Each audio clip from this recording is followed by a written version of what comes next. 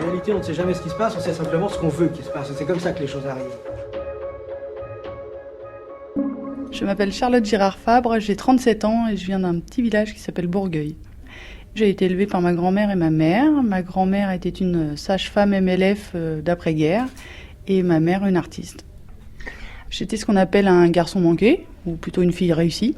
Très très active, les cheveux courts, toujours des joggings ou des jeans parce que c'est beaucoup plus pratique pour courir et grimper aux arbres. Donc j'étais une petite fille hyper dynamique.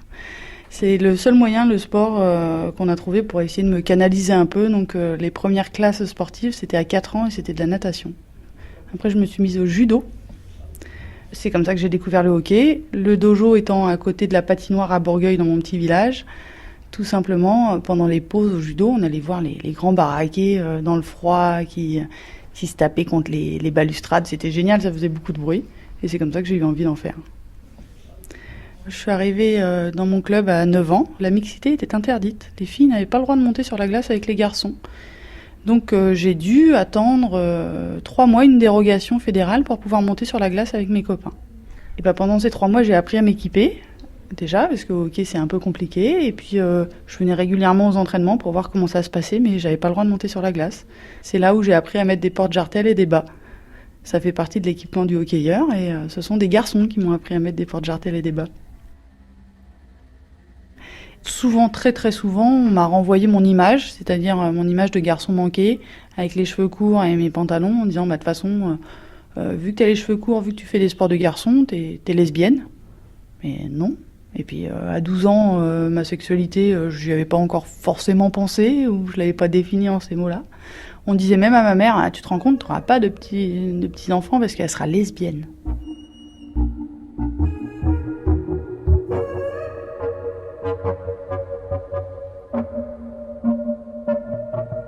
Sur la carrière sportive, en tout cas à partir de 14 ans, on m'a encore dit que j'avais plus le droit de jouer en mixité et qu'il fallait que je rejoigne une équipe féminine. En fait, j'avais le droit de m'entraîner avec les garçons, mais j'avais plus le droit de jouer avec les garçons. Donc je suis allée jouer à Tours, puis à Angers, dans des équipes de filles. Je crois qu'on a été vice-championne de France avec Angers, donc on s'est bien marré. J'ai fini ma carrière de joueuse au Canada, à Montréal. J'étais une bonne joueuse, mais pas une excellente joueuse. Et quand je suis rentrée en France, en fait, un formateur régional de hockey, il m'a dit, mais je t'ai toujours vu arbitrer lors des entraînements ou des petits matchs amicaux. Est-ce que ça te dirait pas de continuer dans cette voie et puis de voir jusqu'où tu peux aller? Donc il a vu en moi un vrai potentiel. Et j'ai gravi les échelons comme tout le monde, peut-être un peu vite au début. J'ai été au niveau régional 6 mois. J'ai été appelée au niveau national tout de suite. Et puis un jour, un match, un des premiers, se passe quand même assez mal. J'étais pas bonne arbitre à l'époque, ça devait être mon 4e match. Et en fait, ça s'est cristallisé sur mon genre, sur le fait que je sois une femme et non que je sois un mauvais arbitre. Ça a donné clairement des insultes un peu violentes. Salope, je vais te couper la tête, t'as rien à faire sur la glace. Sale pute, ouais, de certains joueurs, pas tous, une fois de plus, mais ça s'est cristallisé là-dessus. Assez vite, à la fin de ma première année, j'ai arbitré des finales, des demi-finales cadets, et là, un des coachs est monté sur la glace, ça ne se fait pas du tout, les coachs dans tous les sports ne montent pas sur le terrain. Il m'a dit, retourne faire la vaisselle et du tricot. J'ai eu un jour un joueur sur la ligue professionnelle, qui m'a mis une main aux fesses volontairement. Il a tapé sur l'épaule de son copain et il a dit, ah, regarde, je vais faire un truc drôle. J'ai senti la main aux fesses, je me suis retournée. Le coupable, lui, mort de rire. Quand je suis allée voir mon collègue qui, lui, avait en sa possession et l'autorité pour avoir une sanction, mettre une sanction, je lui ai dit, est-ce que tu peux le sanctionner? Mais non, mais c'est drôle, c'est une main aux fesses. C'est quand même pas dramatique. Et puis je suis sûre qu'il voulait rire. Donc pendant la pause, je suis allée voir le coach de ce joueur-là. Je lui ai expliqué la situation et c'est lui qui s'est chargé de punir son joueur. Il ne l'a pas fait remonter sur la glace alors que c'était un des joueurs majeurs. Une fois qu'on a fait preuve de sa compétence, notamment sur une ligue professionnelle, ce qu'ils attendent, c'est que la décision soit juste. Donc plus on monte dans les niveaux, plus ça va, et plus ça va sur la glace. Mais moins ça va dans les vestiaires, parce que plus on est en concurrence sportive avec ses collègues. Arbitre, oui, vraiment avec les arbitres. Et donc plus je suis montée dans les niveaux, pire ça a été, parce qu'ils avaient l'impression que je prenais la place de quelqu'un, un des leurs. Pas tous, il y a toujours le camp des bienveillants, et puis le camp des sexistes. Et c'est pas forcément deux camps qui s'affrontent. Donc c'était pas des insultes directes, rarement? Rarement des insultes directes, parce que c'est quand même dur, les insultes directes, il y a toujours des témoins. C'était beaucoup plus insidieux, c'était quand on joue à la balle, on joue toujours à la balle avant les matchs pour s'échauffer, hors glace, même les arbitres. Oui. Avec certains, c'était très sympa, même si on compte les points, enfin peu importe qui gagnait, c'était plutôt la rigolade et on savait qu'on était là pour s'échauffer.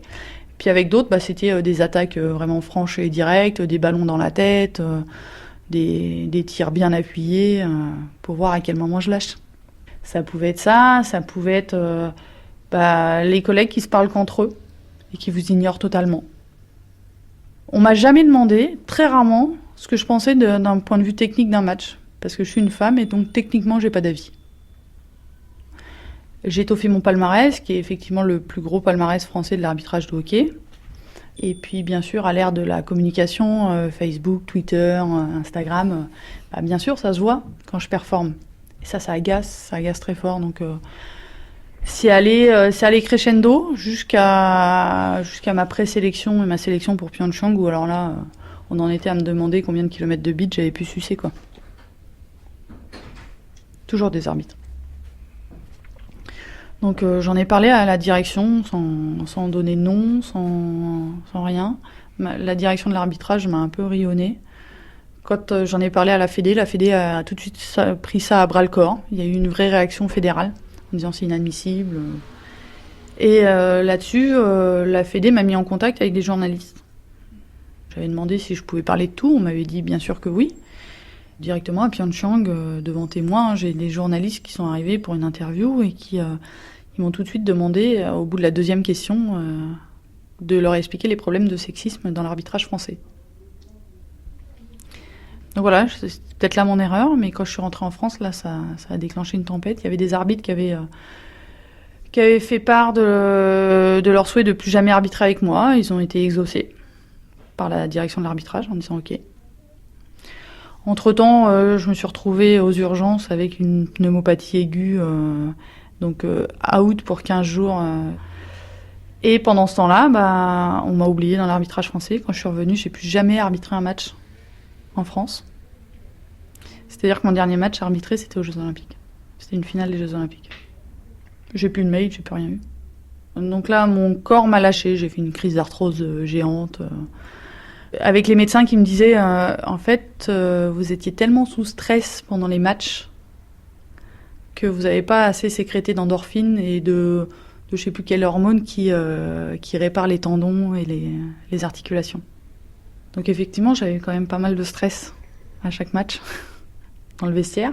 C'était pas les enjeux sportifs, on parle bien du stress provoqué en dehors. Et donc début août, je suis incapable d'aller au stage national des arbitres. Là aussi, je produis un certificat médical que j'envoie à la direction de l'arbitrage, dont j'ai toujours pas de nouvelles en fait. Et fin août sort la classification nationale des arbitres sur laquelle je ne suis pas. Fin septembre, j'ai la fédération internationale qui m'appelle de façon personnelle et qui me dit « Mais Charlotte, pourquoi t'as pris ta retraite ?» J'ai pris ma retraite. Non, j'ai pas pris ma retraite, je suis blessée. Non, on a un courrier de ta fédération qui dit que tu as pris ta retraite, donc on annule ta désignation internationale de l'année et ta licence internationale. Et là, c'est la goutte d'eau qui a fait déborder le vase, ça a fait 3 mois de dépression. De savoir que j'avais été rayée d'une carte sur laquelle j'avais quand même intérêt à jouer. Donc voilà, non, j'ai pas contesté. Par contre, c'est dans les mains de mon avocat maintenant. Aujourd'hui, j'ai changé de travail, j'ai changé de sport. Je suis arbitre régional et avec de l'ambition au handball. Et je suis extrêmement frustrée et meurtrie de ne pas pouvoir partager mon expérience avec les plus jeunes ou avec mes collègues français. Parce que je pense que j'ai travaillé dur, j'ai mérité la carrière que j'avais et que l'expérience ne vaut rien si elle n'est pas partagée. Et à partir de là, Se dire que le hockey sur glace, c'est une croix définitive dessus, je m'en suis toujours pas remise.